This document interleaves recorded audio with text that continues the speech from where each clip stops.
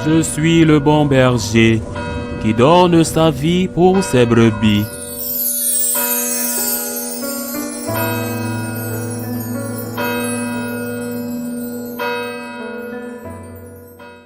Dieu a tellement aimé le monde qu'il a donné son Fils unique, afin que quiconque croit en lui ne se perde pas, mais obtienne la vie éternelle. Car Dieu a envoyé son Fils dans le monde, non pas pour juger le monde, mais pour que par lui le monde soit sauvé. Celui qui croit en lui échappe au jugement. Celui qui ne croit pas est déjà jugé, du fait qu'il n'a pas cru au nom du Fils unique de Dieu. Acclamons la parole de Dieu. Aujourd'hui, l'Église célèbre la solennité de la Très Sainte Trinité.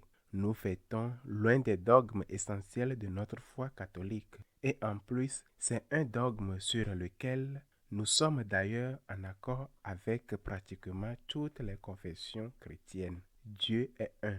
Il n'y a qu'un seul Dieu, mais ce Dieu unique est en trois personnes distinctes, le Père, le Fils et le Saint-Esprit. Elles sont également en dignité et partageant l'unique nature divine. La relation qui unit ces trois personnes divines est une relation d'amour. C'est un, mais tri. Trois personnes distinctes, trois personnes à un seul Dieu. Dieu est un, et pourtant il est trois. Cette unité est amour, et cette distinction entre les trois personnes est également amour, et nous devons l'appliquer à notre propre vie. Cette unité divine nous enseigne que nous devons travailler à l'unité.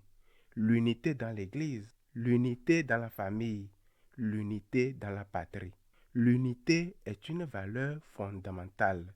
Nous disons Dieu est un et nous prions que ta volonté soit faite sur la terre comme au ciel. Nous devons donc nous efforcer de devenir un, de vivre dans l'unité, dans la famille, qui est notre cercle le plus proche, dans l'Église, qui est notre famille spirituelle, et dans notre pays. Travailler pour l'unité implique cependant, pour nous les chrétiens, un certain prix à payer, non pas pour les trois personnes divines, mais pour nous qui sommes humains. Cela signifie accepter le prix de la vie commune, le prix de la coexistence avec les personnes différentes de nous. Différentes parce qu'elles sont d'un autre sexe, d'un autre âge, d'une autre religion, d'un autre régime.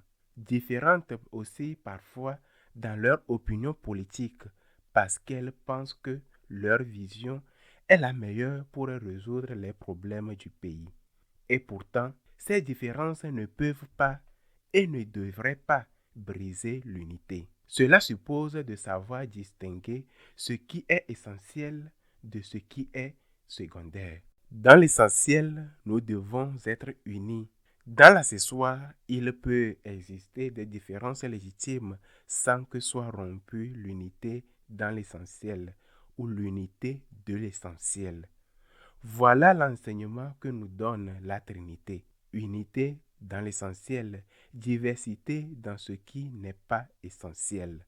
Le Père ne peut pas permettre que le Fils perde sa personnalité pour devenir une simple copie de lui-même. Le Père et le Fils ne veulent pas que le Saint-Esprit cesse d'être ce qu'il est. De même, dans la famille, nous devons rester différents tout en préservant l'unité. Nous ne pouvons pas confondre l'unité et uniformité. L'uniformité consiste à exiger que tout le monde pense de la même façon, aime les mêmes choses et agisse de la même manière. L'unité, elle, est l'amour vécu dans ce qui est essentiel. La différence légitime est l'amour qui respecte le droit de l'autre et être différent de soi. Lorsque nous comprenons ainsi le dogme de la Très Sainte Trinité, nous découvrons qu'il est non seulement très important, mais aussi très concret pour notre vie quotidienne. Apprends à respecter les autres tels qu'ils sont. N'aie pas de difficulté à l'accepter comme quelqu'un de différent de toi. Cette différence est un don. Elle t'enrichit. Je le répète, la différence de sexe, des âges, des cultures est une richesse à condition qu'elle soit légitime et qu'elle ne détruise pas l'unité. Elles sont des dons qui enrichissent. L'équilibre entre l'unité et le respect des différences légitimes n'est pas toujours facile à trouver. Dans une famille, par exemple, il doit exister des règles. Sinon, ce n'est pas ou ce n'est plus un foyer. Cela devient une simple pension bon marché où certains font ce qu'ils veulent, entrent quand ils veulent, tandis que d'autres doivent supporter les conséquences de leurs caprices. Cela, ce n'est plus une famille. On ne peut pas l'appeler une famille. L'unité est rompue. Mais en même temps, il faut comprendre qu'une personne de 20 ans n'est pas une personne de 50 ans et qu'il doit exister une certaine marge de liberté pour qu'elle puisse se sentir libre.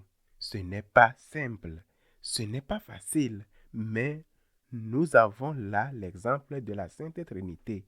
Unité dans l'essentiel, respect de ce qui n'est pas essentiel et dans lequel l'autre a le droit d'être différent. Nous ne pouvons pas exiger qu'il soit identique à nous-mêmes en tout.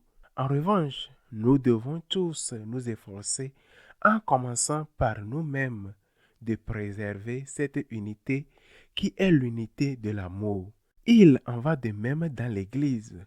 Et dans l'Église, il doit y avoir unité dans l'essentiel. Unité dans ce que nous enseigne l'Église, dans ce que nous enseigne la parole de Dieu. Unité dans ce que la sainte tradition a transmis pendant 2000 ans. Unité dans la célébration de la liturgie. Il ne peut pas être acceptable qu'un prêtre dise « moi, je veux célébrer ainsi », tandis que d'autres affirment « moi, je veux célébrer autrement ».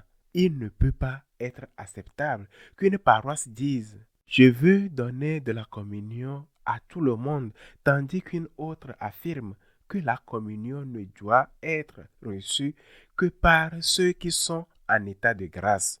Il doit y avoir unité, mais il doit aussi exister un respect pour les différences légitimes.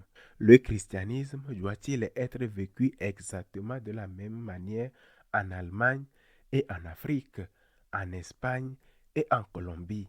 Dans l'essentiel, oui. L'essentiel, il ne peut pas être considéré comme péché dans un endroit et ne plus l'être dans un autre. Il ne peut pas être célébré avec respect ici et comme une simple fête populaire ailleurs.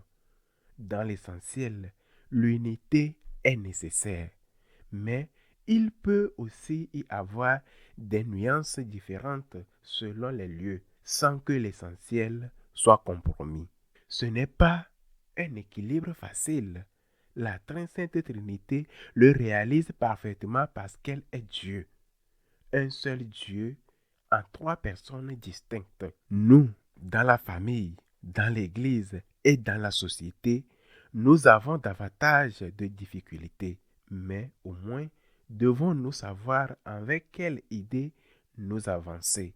Dans l'essentiel, dans l'unité, l'essentiel, c'est l'unité. Et dans la famille, l'essentiel doit être l'amour.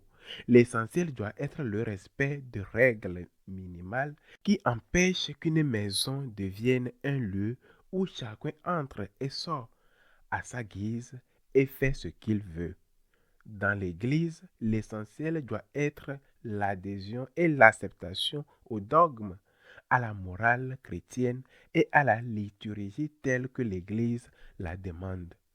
Pour tout le reste, ce qui est secondaire ou accidentel, nous devons apprendre à le respecter et à accepter que nous soyons différents. Je me souviens d'avoir participé il y a des années déjà à une Eucharistie au Cameroun, en Afrique, qui a duré 2 heures de temps. C'était une célébration d'une grande beauté. Les danses et les chants m'ont profondément touché. Cela ressemblait peu à notre célébration habituelle et pourtant c'était la même Eucharistie. Le respect liturgique y était exemplaire. La manière de l'exprimer, par exemple à travers les chants et les danses processionnelles au moment de l'offrande, était différente. Dans tout ce qui peut légitimement être différent, nous devons donc apprendre à l'accepter. On ne peut pas exiger qu'au Cameroun, la messe soit célébrée exactement comme à Madrid. Non, mais l'essentiel doit respecter, l'essentiel doit rester identique. Le même respect, les mêmes prières liturgiques, le même amour du Seigneur dans l'Eucharistie. Cet amour se manifeste notamment par le fait de communier que lorsque l'on est en état de grâce, l'unité dans l'essentiel, respect dans les différences légitimes, et cela n'est possible que lorsqu'il y a de l'amour. Quand il y a de l'amour, on recherche l'unité, et quand il y a de l'amour, on ne cherche pas l'uniformité. On ne veut pas que l'autre soit une copie de soi-même. On veut qu'il soit lui-même avec l'espace légitime nécessaire pour exprimer ce qui lui rend différent. Qu'il soit ainsi.